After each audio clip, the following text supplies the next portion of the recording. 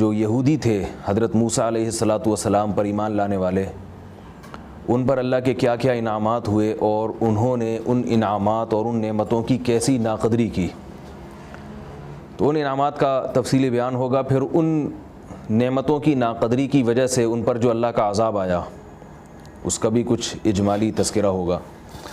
یا بنی اسرائیل اذکروا نعمتی التی انعمت علیکم، اے بنی اسرائیل اذکروا یاد کرو نعمتی التی انعمت علیکم، میری اس نعمت کو جو میں نے تم پر کی تھی، وانی فضلتکم علی العالمین، اور اس کو بھی یاد کرو کہ میں نے تمہیں تمام جہان والوں پر فضیلت دی تھی۔ بنی اسرائیل پر جو اللہ کی نعمتیں ہوئی تھیں، حضرت موسیٰ علیہ السلام کی قوم پر، یعقوب علیہ الصلاۃ والسلام کی اولاد پر، میں نے پچھلے درس میں عرض کیا تھا کہ حضرت یعقوب علیہ السلام جو ابراہیم علیہ السلام کے پوتے تھے، ان کا دوسرا نام اسرائیل بھی تھا، تو ان کی اولاد کو بنی اسرائیل کہا جاتا ہے۔ جو آج کل یہودی ہیں اسرائیل پر قبضہ کر کے بیٹھے ہوئے ہیں اور اسرائیل کے نام سے ایک ریاست بنائی ہوئی ہے، تو ان کے باپ داداؤں کو اللہ تعالیٰ نے کیا کیا نعمتیں دی تھیں، اور وہ ظاہر نعمتیں ان کو بھی ملیں، کیونکہ باپ دادا پر جو نعمت ہوتی ہے اس کے اثرات اولاد پر بھی آتے ہیں۔ یہاں اللہ نے فرمایا کہ ان میں ایک بہت بڑی نعمت یہ تھی انی فضلتکم علی العالمین، کہ میں نے تمہیں تمام جہان والوں پر فضیلت دی تھی۔ اس دور میں جتنے بھی آباد دنیا تھی، حضرت یعقوب علیہ السلام کی اولاد جب مصر گئی ہے تو اس وقت دنیا میں جتنی بھی آباد دنیا تھی، اس آباد دنیا پر اللہ نے حضرت یعقوب علیہ السلام کی اولاد کو، یہودیوں کو فضیلت دی تھی۔ یہ فضیلت دنیا کے لحاظ سے بھی تھی اور آخرت کے لحاظ سے بھی۔ دنیا کے لحاظ سے یہ فضیلت تھی کہ ان کی حکومت قائم ہوئی ہے بہت بڑے علاقے پر، اور اللہ تعالیٰ نے لوگوں کے دلوں میں ان کی عظمت ڈالی ہوئی تھی کہ یہ ایک پیغمبر کی اولاد میں ہے۔ اور دین کے لحاظ سے ان کو یہ فضیلت تھی کہ ان میں پیغمبر آتے تھے اور یہ لوگ ہدایت کے راستے پر چلتے تھے، شرک بت پرستی سے اللہ نے ان کو محفوظ کیا ہوا تھا، ان کے پاس شریعت تھی، باقی قوموں کے پاس کوئی شریعت نہیں تھی۔ تو یہ دونوں فضیلتیں اللہ نے ان کو دی تھیں۔ واتقوا یوما لا تجزی نفس عن نفس شیئا، اللہ فرماتے ہیں میری نعمتوں کو بھی یاد کرو۔ واتقوا یوما، اور اس دن سے ڈرو، لا تجزی نفس عن نفس شیئا، جس دن کوئی نفس کسی نفس کو بدلہ نہیں دے سکے گا۔ ایسا نہیں ہوگا قیامت کے دن کہ آپ کے کوئی کام آ جائے اور اپنی نیکیاں آپ کو دے دے اور آپ کے گناہ اپنے سر پہ لاد دے، ایسا نہیں ہو سکتا۔ اللہ فرماتے ہیں اس دن سے ڈرو۔ ولا يقبل منها شفاعۃ، کسی نفس کی طرف سے کوئی شفاعت یا سفارش بھی قبول نہیں ہوگی۔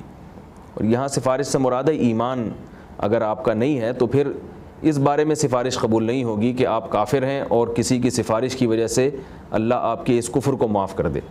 باقی احادیث سے ثابت ہے کہ اگر آپ مومن ہیں، بدعملی ہے، عقیدہ آپ کا درست ہے، آپ اسلام میں ہیں، آپ انبیاء کو مانتے ہیں اور انبیاء کی تعلیمات کو فالو کرتے ہیں، اس کے باوجود اگر آپ سے کبھی کوئی کوتاہی ہو جاتی ہے تو یہ پھر قرآن سے بھی ثابت ہے، احادیث صحیحہ سے بھی ثابت ہے کہ اس بارے میں سفارش قبول کی جائے گی۔ شہداء کی، علماء کی، رشتہ داروں کی، آپ کی اولاد میں کوئی نیک ہے، حافظ ہے، کوئی عالم ہے، تو یہ تعلقات انشاءاللہ قیامت کے دن بھی کام آئیں گے۔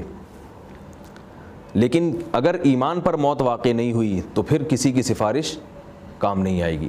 تو یہاں اللہ تعالیٰ فرما رہے ہیں کہ اس دن سے ڈرو جس دن کسی کی سفارش کام نہیں آئے گی۔ ولا یؤخذ منها عدل، اور کسی نفس سے بھی اس کی برائیوں کے بدلے میں کوئی معاوضہ نہیں لیا جائے گا۔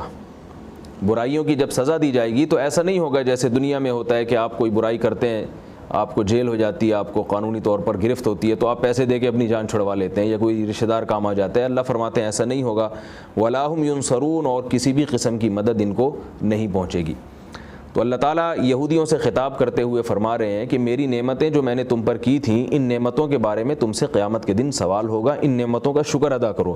شکر کیا ہے کہ محمد صلی اللہ علیہ وسلم پر ایمان لاؤ، یہ بھی اللہ کے نبی ہیں، اور اسلام کی تعلیمات کو فالو کرو۔ تمہیں اللہ نے اتنے انعامات کیے ہیں تو اللہ کا حق ہے تمہارے اوپر کہ اللہ کی بات مانو، اللہ کے تمام پیغمبروں پر ایمان لاؤ۔ اب ان نعمتوں کا تفصیلی تذکرہ اگلی آیات میں شروع ہو رہا ہے کہ وہ کیا کیا بڑی بڑی نعمتیں تھیں تو جو اللہ تعالیٰ نے خاص بنی اسرائیل پر کی تھیں۔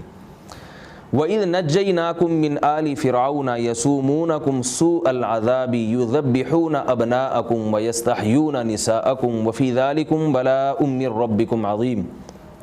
سب سے بڑی نعمت تو یہ ہوئی، فرمایا اذ نجیناکم، اس وقت کو یاد کرو جب ہم نے تمہیں نجات دی تھی، من آل فرعون، فرعون کی آل سے۔ جب حضرت یعقوب علیہ السلام اپنی آل اولاد کے ساتھ مصر گئے ہیں، مصر میں اللہ نے یوسف علیہ السلام کو بادشاہ بنایا تھا، تو ان کے بادشاہ بننے کے بعد پورے بنی اسرائیل منتقل ہو گئے مصر کی طرف۔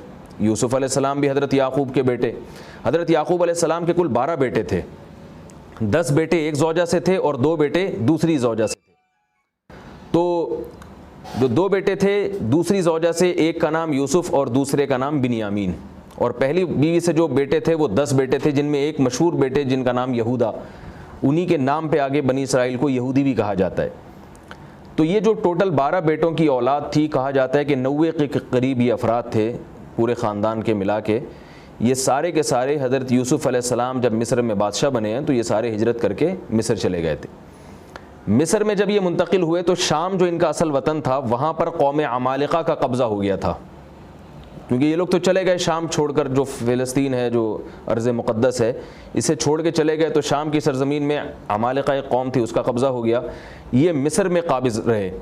لیکن آہستہ آہستہ ان کی بدعمالیاں ہوتی گئیں اور یہ کمزور ہوتے گئے، تو بدعمالیوں کی وجہ سے ان میں وہ غیرت اور وہ حمیت جو ہوتی ہے قوم میں، غلامی برداشت نہیں کرنی، وہ ساری حمیت ختم ہو گئی، تو ان پر اللہ نے ایک ظالم بادشاہ مسلط کر دیا، فرعون، مشہور نام ہے فرعون جو ہے نا، اس زمانے میں مصر کے جتنے بھی بادشاہ تھے ان کو فرعون ہی کہا جاتا تھا۔ تو یہ جو فرعون ہے جس کا قرآن مجید نے ذکر کیا ہے، یہاں یہ فرعون مراد ہے جو موسیٰ علیہ السلام کے مقابلے میں آیا تھا۔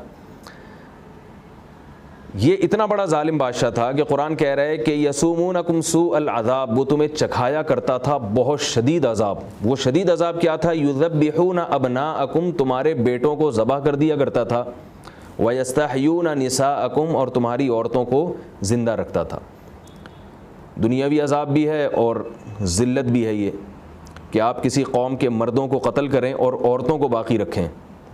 جو غیرت مند مرد ہوتے ہیں ان کے لیے یہ، جیسے یہ جو ہے نا موت تو قبول ہوتی ہے، مگر ان کے لیے کہ ہماری عورتوں کو زندہ رکھ کے ان سے اپنی خواہشات پوری کی جائیں، ان کو غلام بنایا جائے، یہ غیرت مند قوم کے لیے یہ چیز بالکل ناقابل برداشت ہوتی ہے۔ تو بنی اسرائیل پر اتنی بڑی ذلت مسلط ہو گئی۔ یہ ہوتا کیوں تھا؟ ہوا اس کی وجہ یہ بنی تھی کہ فرعون کو کسی نے خبر دی تھی، اطلاع دی تھی کہ بنی اسرائیل میں ایک ایسا لڑکا پیدا ہونے والا ہے جو تمہاری حکومت کے خاتمے کا ذریعہ بنے گا۔ اب یہاں اتنی بات تو روایات سے ثابت ہے کہ فرعون کو خبر دی گئی تھی، یہ فرعون کو علم ہو گیا تھا کہ مستقبل میں ایسا ہونے والا ہے، لیکن یہ کیسے پتہ چلا تھا اس کو، اس کے بارے میں روایات خاموش ہیں۔ اب یہاں بعض لوگوں نے یہ کہا ہے کہ فرعون کو نجومیوں نے خبر دی تھی کہ بھئی ستاروں میں دیکھ کے کہ ایسا کچھ ہونے والا ہے، مگر یہ بات قرآن و سنت کے بالکل خلاف ہے، اس لیے کہ نجومیوں کو ستاروں کی مدد سے کچھ بھی پتہ نہیں چلتا، غیب کا علم اللہ کے سوا کسی کے پاس بھی نہیں ہے۔ تو اس بارے میں جو راجح قول معلوم ہوتا ہے وہ یہ، یا تو یہ کہ پچھلی آسمانی کتابوں میں کوئی ایسا تذکرہ موجود تھا، پچھلی آسمانی کتابوں میں ان میں کوئی ایسا تذکرہ موجود تھا کہ بنی اسرائیل کے دور میں جب ایک بادشاہ ہوگا جو ان پر ظلم کرے گا تو بنی اسرائیل میں اللہ کسی لڑکے کو پیدا کریں گے اور وہ بچہ اس بادشاہ کے حکومت کے خاتمے کا ذریعہ بنے گا۔ تو یا تو پچھلی آسمانی کتابوں سے پیشگوئی دیکھ کے کسی نے فرعون کو بتایا ہوگا، یا ممکن ہے کسی کو خواب آیا ہو اور وہ سچا خواب ہو جس سے پتہ چلا ہو کہ فرعون کی حکومت کا خاتمہ ہونے والا ہے، یا فرعون کو خود ہی خواب آیا ہو کہ بنی اسرائیل میں کوئی ایسا لڑکا پیدا ہو رہا ہے جو میری حکومت کے خاتمے کا ذریعہ بنے گا۔ اب بجائے اس کے کہ اس بات پر اس کو توبہ کی توفیق ملتی، فرعون نے مزید مظالم تیز کر دیے، اور اس خوف سے کہ ان کی نسل ختم کر دو تاکہ ان کے ہاں کوئی ایسا بیٹا پیدا ہو ہی نہیں، تو اس نے یہ حکومت میں تھا وہ اس نے یہ آرڈر جاری کروایا اپنے فوجیوں کے ذریعے کہ جہاں کہیں اطلاع ملتی ہے کہ بنی اسرائیل قوم کے گھر کسی بیٹے کی ولادت ہوتی ہے تو اس کو قتل کر دیا جائے۔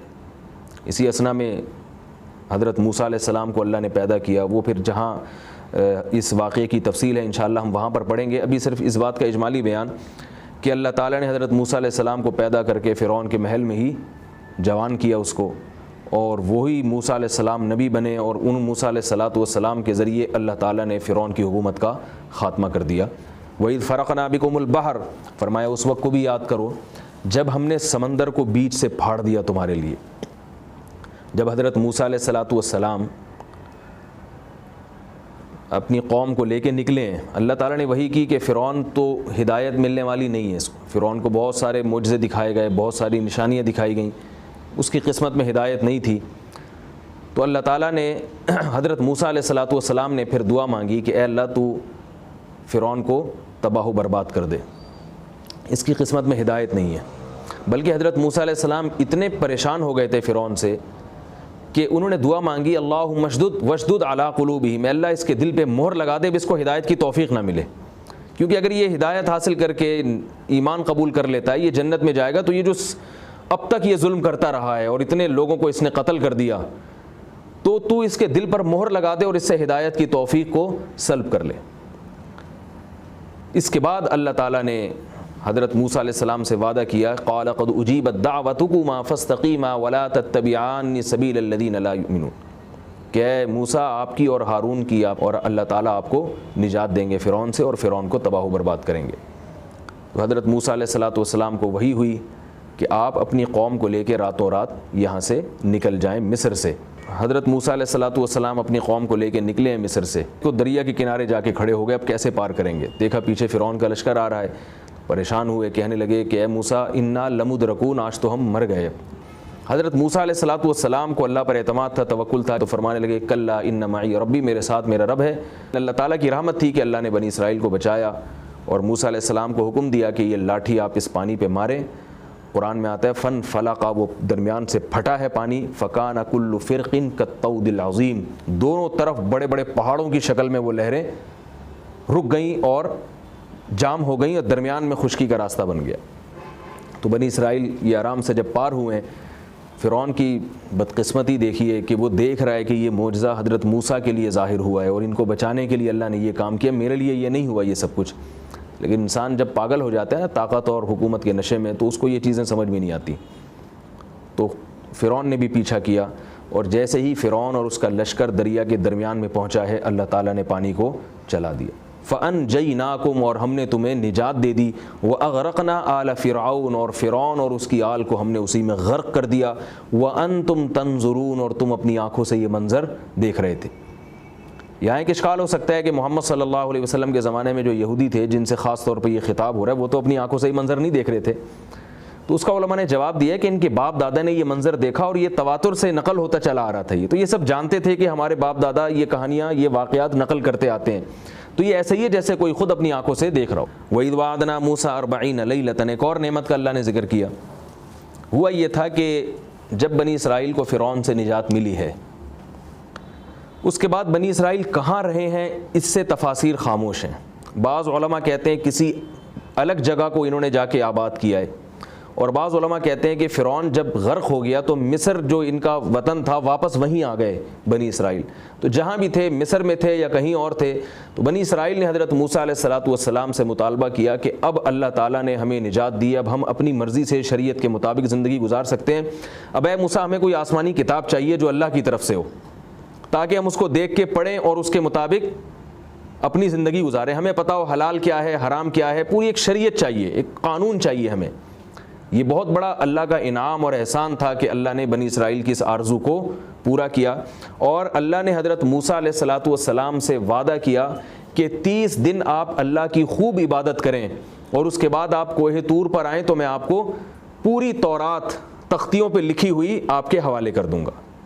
ویسے اللہ تعالیٰ کی جو سنت ہے, وہ معمول ہے, وہ یہ ہے کہ پیغمبروں پر جو کتابیں نازل ہوتی ہیں پوری کتاب نہیں ہوتی, بلکہ وہی نازل ہوتی ہے وقتاً فوقتاً. اس وہی کو لکھا جاتا ہے اور وہ بالآخر ایک کتاب کی شکل میں مرتب ہو جاتی ہے. جیسے قرآن مجید ہے, اور قرآن سے پہلے بھی جتنے صحیفے ہیں وہ اسی طرح نازل ہوئے. لیکن تورات کی یہ خاصیت تھی کہ اللہ تعالیٰ نے حضرت موسیٰ علیہ السلام کو کوہ طور پر بلا کر لکھی ہوئی تختیاں مکمل ترتیب کے ساتھ وہ حضرت موسیٰ علیہ السلام کے حوالے کر دیں. حضرت موسیٰ علیہ السلام نے خوب عبادت کی اور 30 روزے رکھے.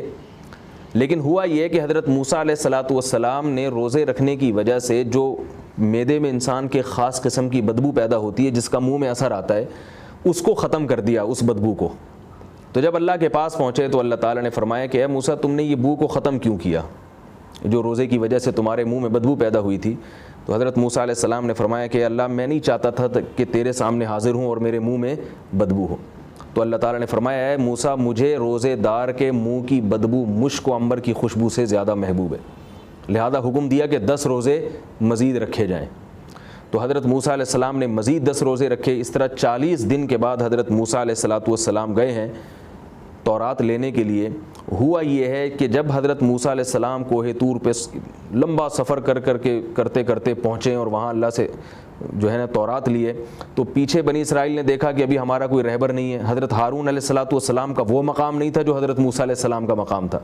تو بنی اسرائیل نے کیا کیا کہ سامری ایک جادوگر تھا بنی اسرائیل میں، اس نے یہ کیا کہ حضرت جبریل علیہ السلام جو بنی اسرائیل کے ساتھ تھے، فرشتے ہیں جبریل علیہ السلام، جب اللہ نے فرعون کو غرق کیا اور اس سے پہلے بنی اسرائیل کو سمندر سے پار کیا ہے، تو جبریل علیہ السلام بھی تھے بنی اسرائیل کے ساتھ، ان کی مدد کے لیے آئے تھے۔ تو جبریل علیہ السلام جس گھوڑے پر بیٹھ کر جبریل علیہ السلام نے سفر کیا تھا، اس گھوڑے کے جو ٹاپ ہے جہاں جہاں لگی تھی وہاں سے سامری نے مٹی لی اور سونے کا ایک بچھڑے میں اس مٹی کو ملایا اور کچھ ایسی اس نے شعبدے بازی کی ہے کہ وہ بچھڑے کی باقاعدہ آواز آتی تھی۔ اب جو کمزور ایمان والے لوگ ہیں نا، ان کو کوئی بھی آپ شعبدہ دکھا دیں تو اسی کو خدا سمجھنا شروع کر دیتے ہیں، اسی سے منتیں ماننا اور اسی کی عبادت شروع کر دیتے ہیں۔ ہندوؤں کے مندروں میں آپ نے دیکھا ہوگا کہ کہیں سے دودھ آ رہا ہے، کہیں سے کچھ ایسی چیزیں آ رہی ہیں، کوئی بت ہوا میں معلق ہے، یعنی کوئی بھی آپ ایسا کام کریں جس کی کوئی لاجک کسی کے سمجھ میں نہ آئے تو لوگ اسی کو خدا سمجھنا شروع کر دیتے ہیں۔ اب بنی اسرائیل چونکہ ایک طویل عرصے تک غلام رہے اور بت پرستوں میں رہے، مشرکین میں رہے، تو ان کے ذہن میں بھی اور ان کے عقیدے میں بھی جو ہے نا کمزوری پیدا ہو گئی تھی۔ نتیجہ یہ نکلا کہ وہ جادوگر نے جب وہ بچھڑے کو دیکھا اور اس طرح سے بچھڑے اس نے یعنی سونے کا ایک بچھڑا بنایا اور اس میں سے باقاعدہ آواز بھی آتی تھی، تو اس نے کیا کہا کہ لوگوں سے کہا کہ موسیٰ علیہ السلام جب تک نہیں آتے تورات لے کر، ہمارے پاس ابھی شریعت تو نہیں ہے، تو ابھی ہم آزاد ہیں جو چاہے کریں، جب حضرت موسیٰ علیہ السلام آ جائیں گے پھر ہم شریعت کو فالو کریں گے، فی الحال یہی ہمارا خدا ہے اور اسی کی عبادت شروع کر دو۔ تو وہ سارے نالائق کیا کرنے لگے، ان میں یعنی بہت سارے لوگ یہ کرنے لگے کہ وہ اس بچڑے کے گرد بیٹھ گئے اور طواف ہو رہا ہے، سجدے ہو رہے ہیں، اس کی عبادت ہو رہی ہے۔ حضرت موسیٰ علیہ السلام کو جب پتہ چلا تو بے انتہا غضبناک ہو کر واپس لوٹے کہ میں اللہ کی کتاب لینے گیا ہوں، اس کا شکر ادا کرو تم، اور تم یہاں اللہ کے سوا کسی اور کو خدا بنا کے بیٹھے ہوئے۔ بہت پریشان ہوئے حضرت موسیٰ علیہ السلام۔ تو پھر بنی اسرائیل کو بھی احساس ہوا کہ ہم سے غلطی ہوئی ہے، تو اللہ نے حکم دیا کہ اب توبہ کا طریقہ یہ ہے کہ جنہوں نے بچھڑے کی عبادت کی ہے ان کو قتل کیا جائے، قتل کر دیا جائے گا تو ان کی توبہ قبول ہوگی۔ تو پھر اللہ تعالیٰ نے ان کی سزا کو بھی معاف کر دیا۔ تو اس نعمت کا بھی اللہ نے یہاں ان آیات میں ذکر کیا ہے۔ وَإِذْ وَعَدْنَا مُوسَىٰ 40 لَيْلَةً، اور اس وقت کو یاد کرو جب ہم نے موسیٰ سے وعدہ کیا 40 راتوں کا، یعنی 40 راتیں آپ اللہ کی عبادت کریں تو ہمارے پاس آئیں، ہم آپ کو تورات دیں گے۔ ثُمَّ اتَّخَذْتُمُ الْعِجْلَ مِن بَعْدِهِ، لیکن تم نے کیا کیا، عجل کہتے ہیں بچھڑے کو، گائے کا بچہ جو ہوتا ہے، تم نے بچھڑے کو بنا لیا معبود موسیٰ کے جانے کے بعد۔ وَأَنْتُمْ ظَالِمُونَ، اور تم بڑے ظالم تھے، تمہیں پتہ تھا کہ یہ خدا نہیں ہے، یہ کائنات کو بنانے والا نہیں ہے، یہ عبادت کے لائق نہیں ہے، تم نے ظلم کیا۔ ثم عفونا عنکم من بعد ذلک، پھر ہم نے تمہیں معاف کر دیا، من بعد ذلک، اس جرم کے بعد بھی تمہاری سزا کو ہم نے معطل کر دیا، معاف کر دیا، لعلکم تشکرون، تاکہ تم شکر گزار بن جاؤ۔ وَإِذْ آتَيْنَا مُوسَى الْكِتَابَ وَالْفُرْقَانَ، اور اس وقت کو بھی یاد کرو جب ہم نے موسیٰ کو کتاب دی اور فرقان عطا کی۔ کتاب سے مراد تورات، اور فرقان اسی تورات کی صفت ہے۔ فرقان کہتے ہیں حق اور باطل میں امتیاز کرنے والی، یعنی ہم نے موسیٰ کو ایسی کتاب دی جس نے حق اور باطل کو چھانٹ کے رکھ دیا، تمہیں پتہ چل گیا کہ صحیح کیا ہے اور غلط کیا ہے۔ لعلکم تہتدون، تاکہ تم ہدایت پا جاؤ، تمہیں سیدھا راستہ نظر آ جائے۔ پوری دنیا کے پاس اس وقت ہدایت کے لیے کوئی کتاب نہیں تھی، مگر ہم نے موسیٰ کو کتاب دی۔ اور بعض علماء نے کہا فرقان کا مطلب وہ معجزات ہیں حضرت موسیٰ علیہ السلام کو جو اللہ نے دیے، جن معجزوں کے ذریعے بنی اسرائیل کو پتہ چل جاتا تھا کہ برحق کون ہے اور باطل کون ہے۔ وَإِذْ قَالَ مُوسَىٰ لِقَوْمِهِ، اور اس وقت کو بھی یاد کرو جب موسیٰ نے اپنی قوم سے کہا، یا قومی، اے میری قوم، انکم ظلمتم انفسکم، تم نے ظلم کیا ہے اپنی جانوں پر، باتخاذکم العجل، اس لیے کہ تم نے بچھڑے کو معبود بنایا، یہ تم سے بہت بڑا جرم ہوا ہے۔ فتوبو، پس توبہ کرو، الی بارئکم، اپنے پیدا کرنے والے کی طرف، جس رب نے تمہیں پیدا کیا اس کے سامنے گڑ گڑا کے توبہ کرو۔ فقتلوا انفسکم، اور توبہ کا طریقہ کیا ہے کہ اپنے آپ کو قتل کر دو۔ یہ اس وقت کی توبہ تھی، اس گناہ کی اللہ نے توبہ تجویز کی کہ جو اپنے آپ کو قتل کرنے کا مطلب یہ نہیں کہ خودکشی کرو، قتل کے لیے اپنے آپ کو پیش کر دو۔ جیسے کوئی شخص کسی انسان کو قتل کرتا ہے تو اس کی سزا اسلام میں کیا ہے کہ وہ وارثین کے حوالے کر دے، اپنے آپ کو اس کے اولیاء کے حوالے کر دے کہ بھئی مجھ سے چاہو تو قصاص لے لو، چاہو تو دیت لے لو مجھ سے۔ تو اس زمانے میں بھی اللہ نے ان کے لیے توبہ یہی تجویز کی تھی کہ جنہوں نے شرک کیا ہے ان کی سزا یہ ہے کہ وہ اپنے آپ کو قتل ہونے کے لیے پیش کر دیں۔ بنی اسرائیل نے اپنے آپ کو پیش کر دیا، جن کو اللہ کا خوف تھا پیش کر دیا، لیکن اللہ تعالیٰ نے کیا کیا؟ فتاب علیکم، اللہ نے پھر ان کی توبہ قبول کی اور اس سزا کو بھی معاف کر دیا۔ انہ هو التواب الرحیم، اللہ فرماتے ہیں واقعی وہ اللہ بہت زیادہ توبہ قبول کرنے والا اور اپنے بندوں پر بہت زیادہ مہربان ہے۔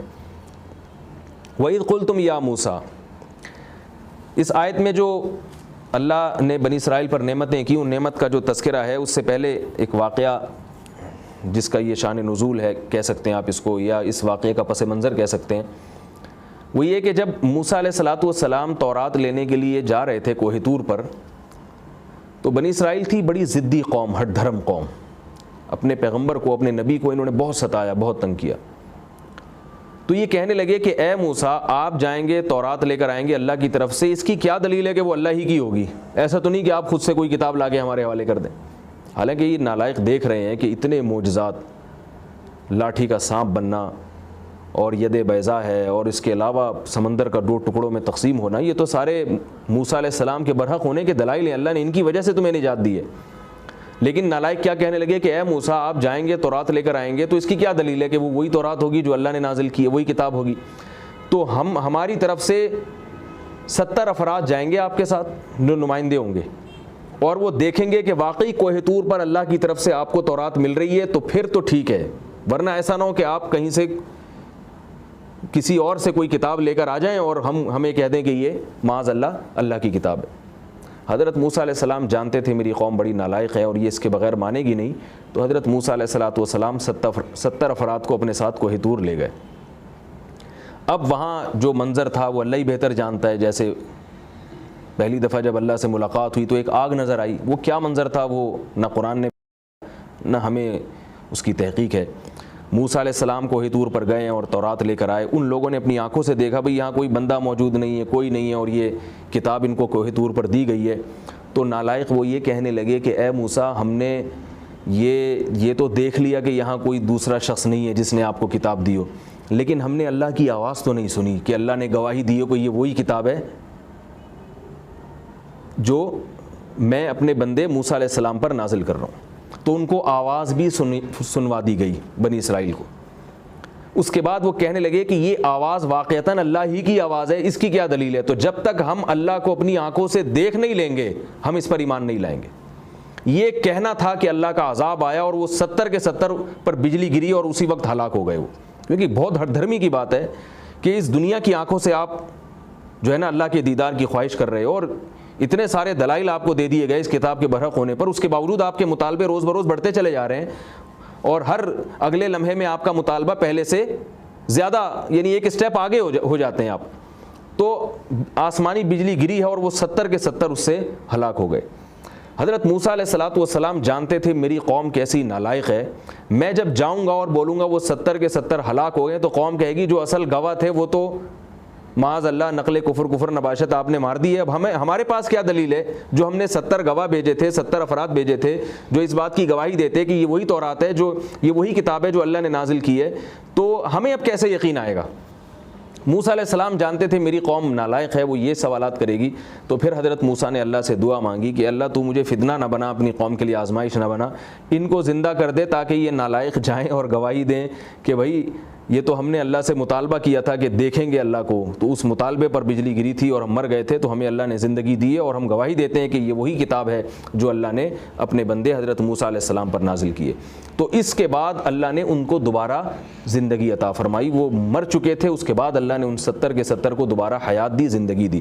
اس کا تذکرہ ہے اس آیت میں، وَإِذْ قُلْتُمْ يَا مُوسَىٰ، اور اس وقت کو یاد کرو جب تم نے کہا اے موسیٰ لَن نُؤْمِنَ لَكَ، ہم ہرگز تجھ پر ایمان نہیں لائیں گے، حَتَّىٰ نَرَى اللَّهَ جَهْرَةً، یہاں تک کہ ہم اللہ کو جہرتاً کھلی آنکھوں سے نہ دیکھ لیں۔ اپنی آنکھوں سے نہ دیکھ لیں اللہ کو. فَأَخَذَتْكُمُ الصَّاعِقَةُ تو اس کہنے کے بعد تم پر آسمانی بجلی گری ہے, آسمانی بجلی نے تم کو پکڑا ہے. وَأَنْتُمْ تَنْظُرُونَ اور تم یہ سارا منظر اپنی آنکھوں سے دیکھ رہے تھے کہ ہمارے اس غلط مطالبہ پر کیسے اللہ کا عذاب آیا. ثُمَّ بَعَثْنَاكُمْ مِنْ بَعْدِ مَوْتِكُمْ پھر تمہیں موت دینے کے بعد ہم نے تمہیں دوبارہ زندہ کیا. لَعَلَّكُمْ تَشْكُرُونَ شاید تم شکر گزار بن جاؤ. اس کے بعد تو تمہیں اللہ کا شکر ادا کرنا چاہیے تھا. وَظَلَّلْنَا عَلَيْكُمُ الْغَمَامَ وَأَنزَلْنَا عَلَيْكُمُ الْمَنَّ وَالسَّلْوَىٰ اور اس وقت کو بھی یاد کرو جب ہم نے تم پر بادل کی بدلی تمہارے اوپر بطور سائے کے رکھی اور ہم نے تم پر من اور سلوہ کو نازل کیا. ہوا یہ تھا کہ بنی اسرائیل کو جب اللہ نے نجات دی ہے فرعون سے اور یہ مصر میں یا کسی اور دوسرے شہر میں آ کے جب آباد ہوئے تو ان کا اصل وطن جو حضرت ابراہیم علیہ السلام نے آباد کیا تھا جس کو, وہ تھا شام, جہاں بیت المقدس ہے, جہاں اللہ کا گھر ہے, جو قبلہ اول ہے.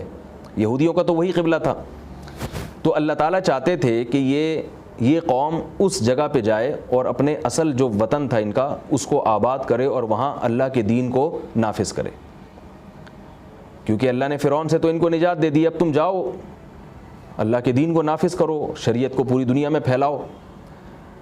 تو اب اللہ نے ان کو حکم دیا حضرت موسیٰ علیہ السلام کے ذریعے کہ اب اللہ نے تم کو نجات دی, اب تم اس قابل ہو چکے ہو کہ جاؤ جہاد کرو اور اس قوم پر قبضہ کر کے اس ملک کو اپنے قبضے میں لو اور وہاں اللہ کے دین کو نافذ کرو. کیونکہ اب یہی نہیں کہ ساری کام اللہ ہی خود سے کر دے گا تمہارے. فرعون تو ظالم تھا, اللہ نے تمہیں نجات دے دی, اب تم بھی کچھ کرو. اب یہ نہیں کہ ساری دنیا میں جتنے ظالم اور جتنے کافر ہیں خود بخود مرتے چلے جائیں گے, تم یہاں ہاتھ دھر کے آرام سے بیٹھے رہو اور بس معجزے دیکھتے رہو. تمہیں شریعت بھی مل گئی, کتاب بھی مل گئی, قانون بھی مل گیا, اب اس کو جاؤ اللہ کی زمین پہ نافذ کرو. اور اس کی ابتدا کہاں سے ہوگی؟ تمہارے باپ دادا کا جو وطن ہے ارض شام ہے, جو مقدس سرزمین ہے, وہاں جا کے جہاد کرو. قوم عمالقہ نے وہاں پر قبضہ کر لیا تھا اور جہاد کے ذریعے وہاں پر اللہ کی حکومت کو قائم کرو. لیکن یہ چونکہ بہت طویل عرصے تک غلام رہے تھے اور غلامی ان کے خون میں رچ گئی تھی, یہ کہاں حکومت کرتے اور کہاں جہاد کرتے. سارے کام جب خود بخود ہو رہے ہوتے ہیں نا, اللہ نے فرعون کو بھی خود ہی غرق کر دیا, سمندر بھی خود بخود 2 ٹکڑے ہو گیا اور ساری چیزیں خود مل رہی ہیں. تو یہ موسیٰ علیہ السلام سے کہنے لگے کہ پہلے انہوں نے جاسوس بھیجے اپنے دوسرے مقام پہ, قرآن مجید میں اس کا تذکرہ ملتا ہے. تو کسی نے آ کے بتایا کہ وہ تو بہت طاقتور لوگ ہیں, بڑے لمبے چوڑے لوگ ہیں, بڑا مشکل ہے ان سے لڑنا. تو یہ حضرت موسیٰ علیہ السلام سے کہنے لگے اذهب انت وربک فقاتلا انا ہاہنا قاعدون, اے موسیٰ آپ جاؤ اور آپ کا رب جا کے لڑو, ہم یہاں بیٹھ کے دیکھ رہے ہیں. جب آپ دونوں کو فتح ہو جائے گی اللہ آپ کی مدد کرے گا. جیسے فرعون کو اللہ نے تباہ کیا اسی طرح اللہ ان کو بھی غرق کر دے گا, تباہ کر دے گا. جب تباہ ہو جائیں گے تو پھر ہم چلے جائیں گے ارض شام میں. حضرت موسیٰ علیہ السلام کو اس جواب پر بہت افسوس ہوا اور حضرت موسیٰ نے کہا اے اللہ مجھے اس قوم سے نجات دے دے, اس قوم سے مجھے نجات دے دے. تو اللہ کا عذاب اس قوم پر یہ آیا کہ ایک وادی تیہ جس کی بہت بڑا میدان, بعض حضرات نے کہا 10 میل تھا, بعض نے کہا کہ اس سے بھی بڑا میدان تھا, اور ایسا میدان تھا جس میں کوئی پانی کا چشمہ نہیں, کوئی گھاس پھوس کچھ بھی نہیں, چٹھیل میدان. تو اللہ نے یہ حکم دیا اور یہ عذاب بنی اسرائیل پر آیا کہ یہ 40 سال اسی میدان میں پڑے رہیں گے, ان کو شہر کی زندگی نصیب نہیں ہوگی اور یہ کہیں بھی نہیں جائیں گے, اب اسی میدان میں پڑے رہیں گے. یہ عذاب ہے ان پر اللہ کا. تو بنی اسرائیل کو ایسا عذاب آیا تھا کہ وہ مصر جانے کی کوشش کرتے تھے اپنے اصل وطن. تو کہا جاتا ہے کہ صبح چلتے, شام کو جب کسی مقام پہ پہنچ کے آرام کرتے, سوتے, جب صبح اٹھتے تو وہیں پہنچے ہوئے ہوتے تھے جہاں سے پہلے دن چلے تھے. تو اللہ نے کہا یہ اس تیہ کی وادی میں حیران سرگردان 40 سال گھومتے رہیں گے. اسی وادی میں حضرت موسیٰ علیہ السلام کا انتقال بھی ہو گیا.